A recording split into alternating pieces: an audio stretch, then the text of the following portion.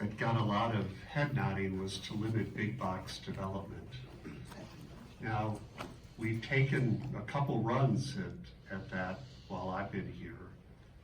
And I've worked for, gosh, maybe 25 communities that have passed limits, usually plus or minus 60,000 square feet, 60000.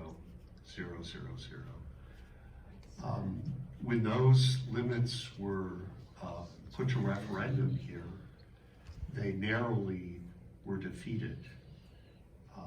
That was in the context of two specific projects, Home Depot and the expansion of Walmart to its current configuration. But that is a common objectives of communities. In the absence of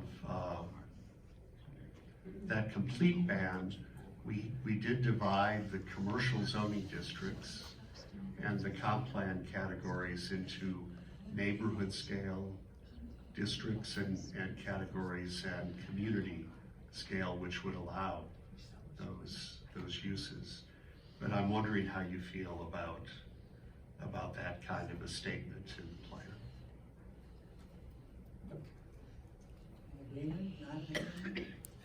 Mike, are you saying just the statement limiting big box retail? Right, I would say what we're doing now is we've limited it to the far end of West Main around, East Main around the interchange and Edwards Boulevard. That's not a complete ban. We've done that through zoning and comp plan categories that distinguish between large scale and small scale. That square footage right now is 5,000 square feet on the ground floor. That's quite a small footprint. A typical Walgreens is between 10,000 square feet and 18,000 square feet on the ground floor, just to give you a sense of what we're talking about. So we have right now it's not a total ban, they're only allowed in those two corridors right now. Which translates to what volume or Right, so the like how much land do we have zoned to accommodate that if that in those corridors that right now we don't have many vacant lots that have that zoning. Parts of Edwards Drive going south of where we have vacant lots, those lots currently are designated for any scale development, not limited to 5,000 square feet. I think 5 is small. If the issue is on the square footage, I'm in favor of some statement about limiting big box retail, and I think we need to evaluate or study the size requirements based on needs and be more specific. It's really tough to say just on the moment, but the concept, I'm in favor of some sort of commercial limitation for sure. So here's where I have to duck because the rock's starting to get thrown. I'm in favor of big box if there's a need for it.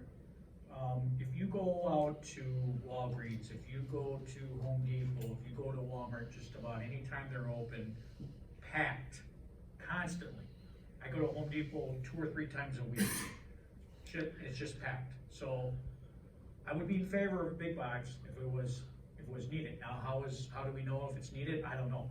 But so I don't really particularly care for the limiting the size because then that limits all. I mean, yeah, you're right, Mike. 5,000 square feet. I mean, there's people that live in houses bigger than that. So I think we would have to treat it as a case by case.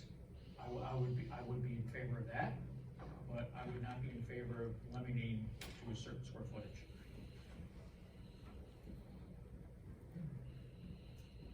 Anyone else? Nobody booed. What's that? I said nobody booed.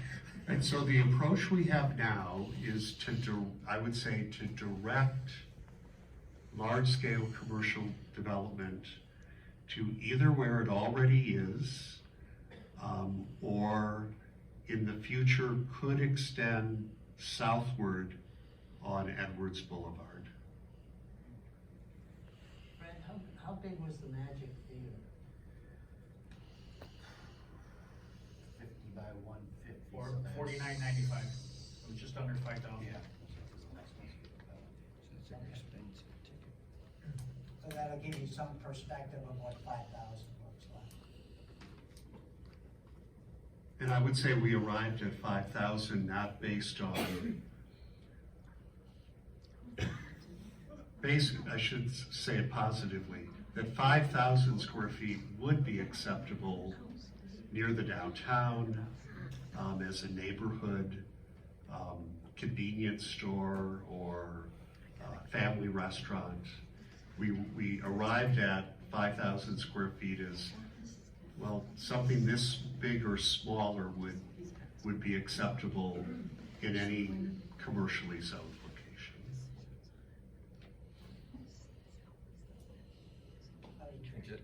Sure.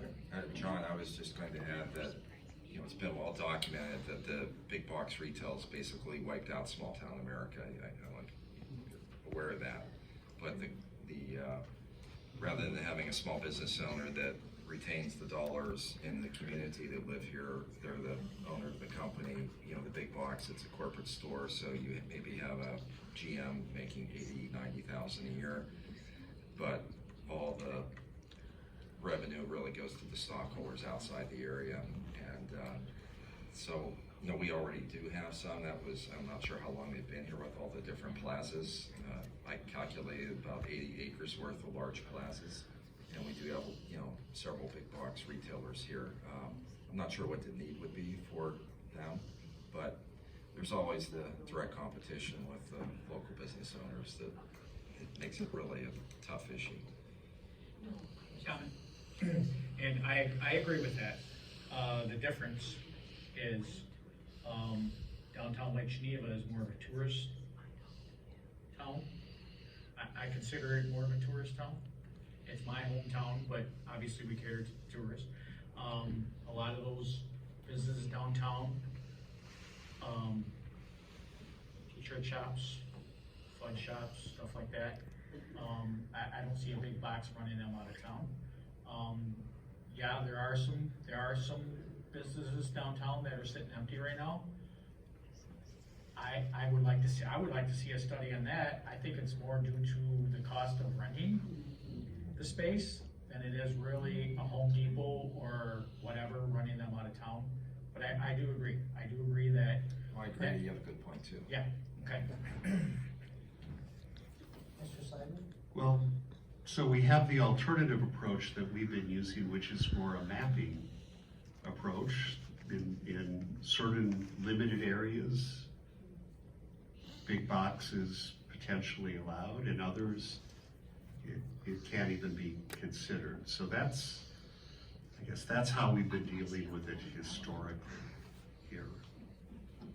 It's a tough issue, and I think most communities take that kind of an approach, which is more like the character is okay here, the character is not okay in many other